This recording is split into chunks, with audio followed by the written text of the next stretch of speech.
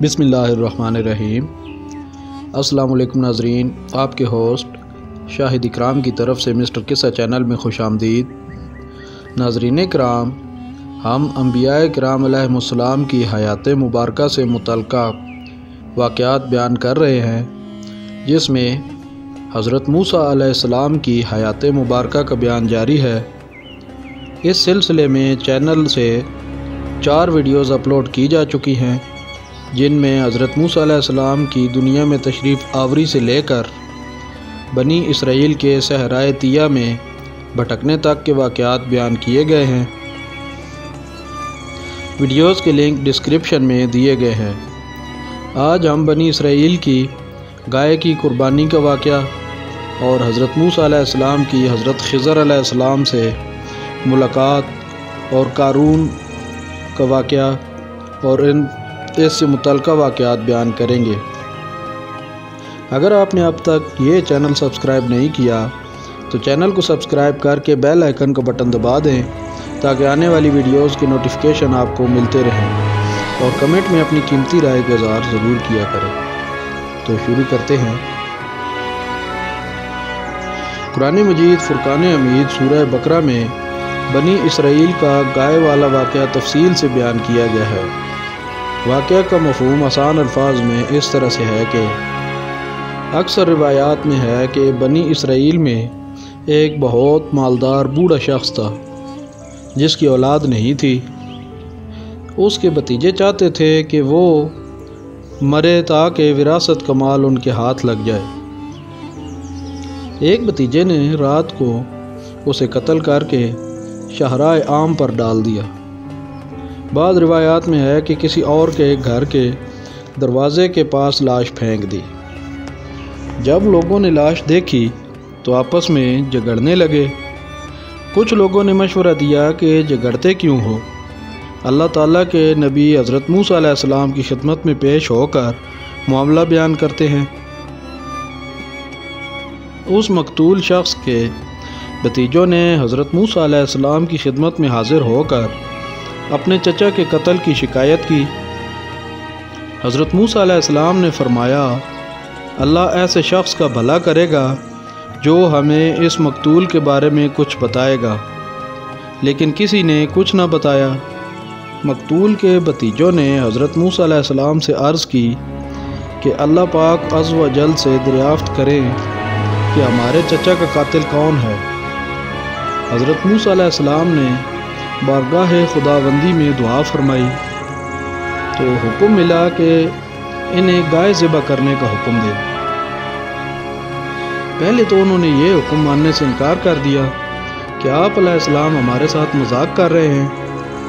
حضرت موسیٰ علیہ السلام نے فرمایا کہ یہ حکم مجھے اللہ پاک نے دیا ہے۔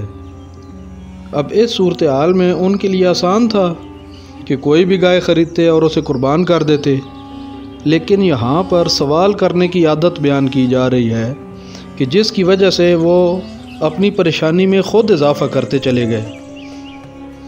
بنی اسرائیل والوں نے اس گائے کی صفات کے بارے میں مختلف طرح کے سوال کرنے شروع کر دیے کہ اس کی عمر کتنی ہونی چاہیے، اس کا رنگ کیسا ہونا چاہیے، وغیرہ وغیرہ۔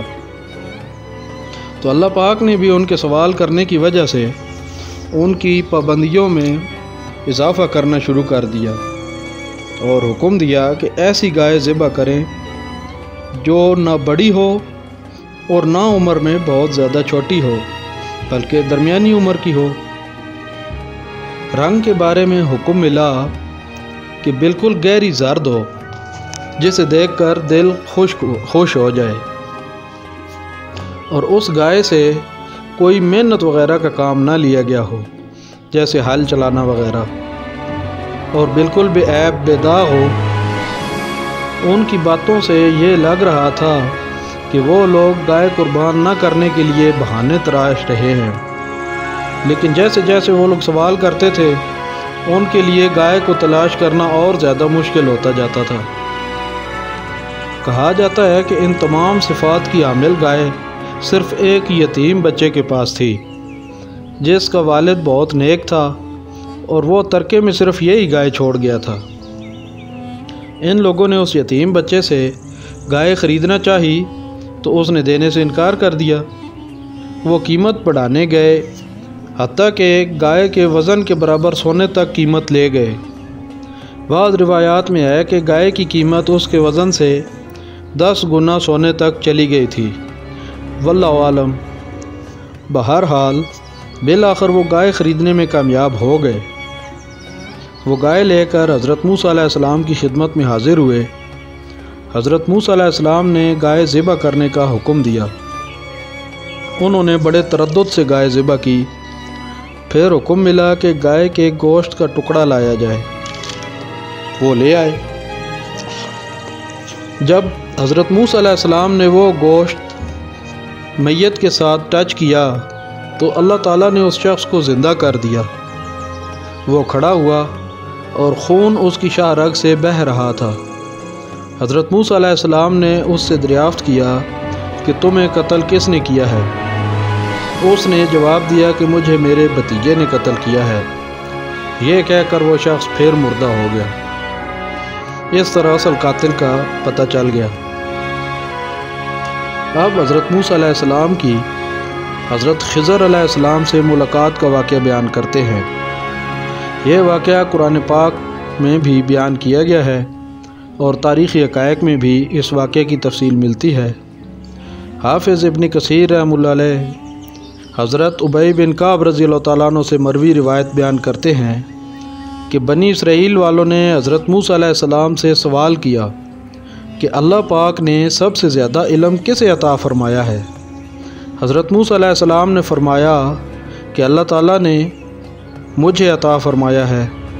تو اللہ پاک نے حضرت موسیٰ علیہ السلام کو حکم فرمایا کہ آپ نے یہ کیوں نہیں فرمایا کہ سب سے زیادہ علم اللہ تعالیٰ جانتا ہے، اور وہی کی کہ میرا ایک خاص بندہ جو 2 دریاؤں کے سنگم مجمع البحرین پر رہتا ہے وہ ایسا علم جانتا ہے جو آپ کو عطا نہیں کیا گیا۔ حضرت موسیٰ علیہ السلام نے عرض کیا، اے میرے اللہ، میں اسے کیسے مل سکتا ہوں؟ ارشاد ہوا، اپنے ساتھ ایک مچھلی لیجئے، اسے ٹوکرے میں رکھیے، جہاں مچھلی زندہ ہو گئی وہیں آپ کی ملاقات ہوگی۔ آپ علیہ السلام نے اپنے ساتھ مچھلی لی اور اسے ٹوکری میں رکھ کر محو سفر ہوئے۔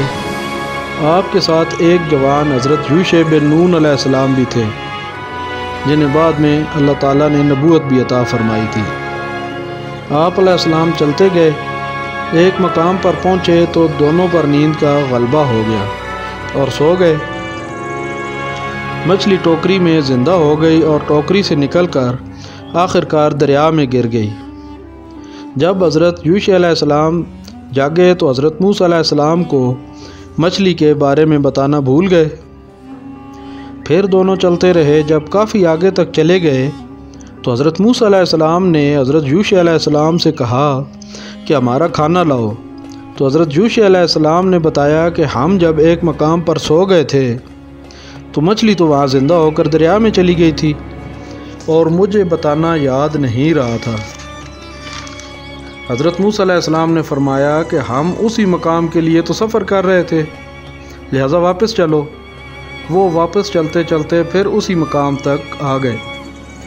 جب واپس پہنچے تو حضرت موسیٰ علیہ السلام نے دیکھا کہ ایک شخص کپڑا اوڑھے لیٹے ہوئے ہیں۔ وہ حضرت خضر علیہ السلام تھے۔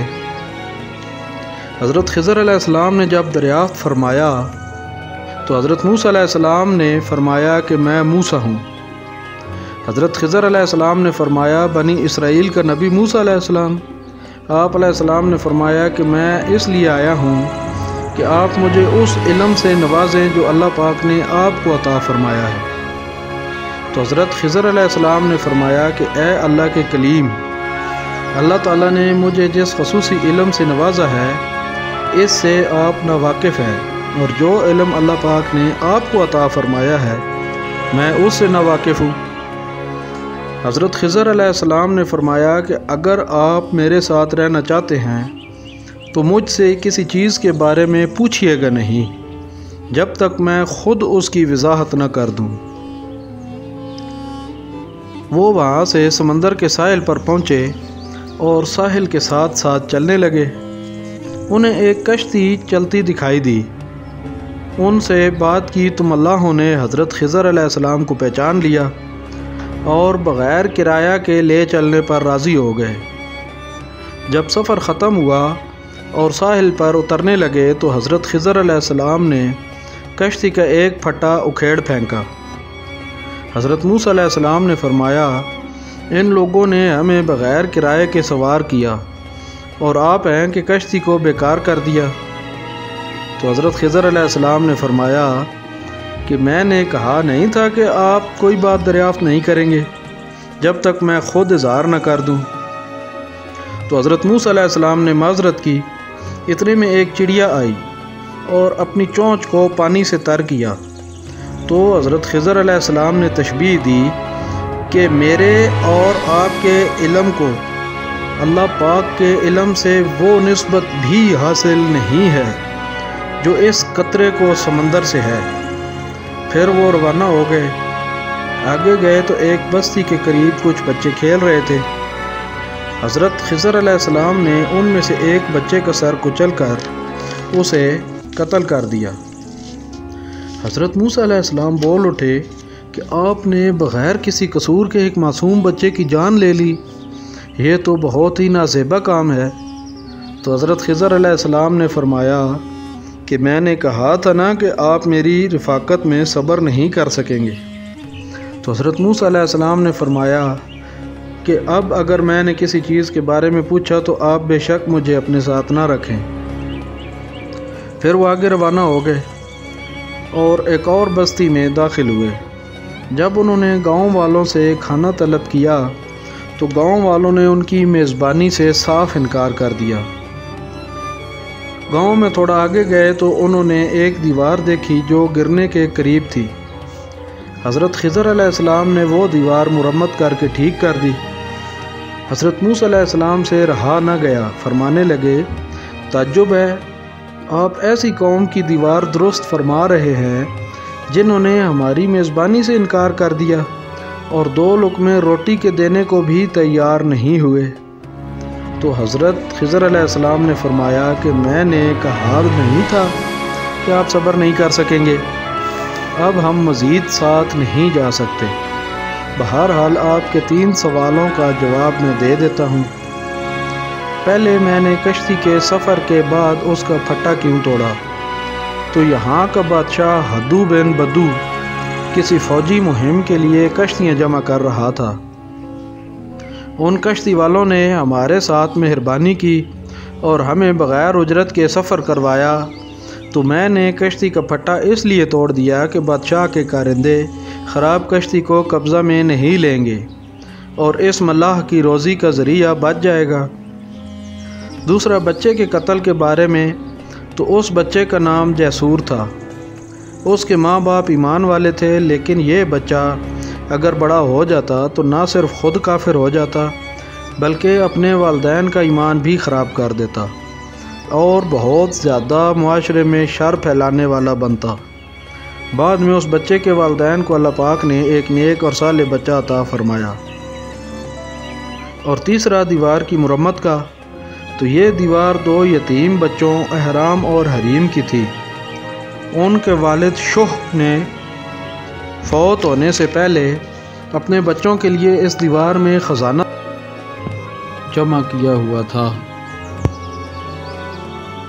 اگر دیوار اب گر جاتی تو بستی کے لوگوں نے وہ خزانہ ہتھیا لینا تھا، اس لیے اس دیوار کی مرمت کر دی کہ ان بچوں کا حق اس میں محفوظ رہ سکے۔ حضرت خضر علیہ السلام کے بارے میں کچھ علماء کی رائے ہے کہ وہ نبی تھے اور کچھ علماء کرام کے خیال میں وہ ولی اللہ تھے۔ انشاءاللہ حضرت خضر علیہ السلام کی حیات مبارکہ کے بارے میں علیحدہ تفصیلی ویڈیو بنائی جائے گی۔ اب قارون کا واقعہ بیان کرتے ہیں۔ اکثر علماء و مورخین کی رائے ہے کہ قارون حضرت موسیٰ علیہ السلام کا چچا زاد بھائی تھا۔ اللہ تعالیٰ نے اس کو بے بہا دولت سے نواز رکھا تھا۔ کہا جاتا ہے کہ وہ اتنا مالدار تھا کہ اس کے خزانوں کی چابیاں کئی لوگ بھی مل کر نہیں اٹھا سکتے تھے۔ کچھ تاریخی روایات میں تو یہ بھی آیا ہے کہ اس کے خزانوں کی چابیاں 70 اونٹوں پر آتی تھی۔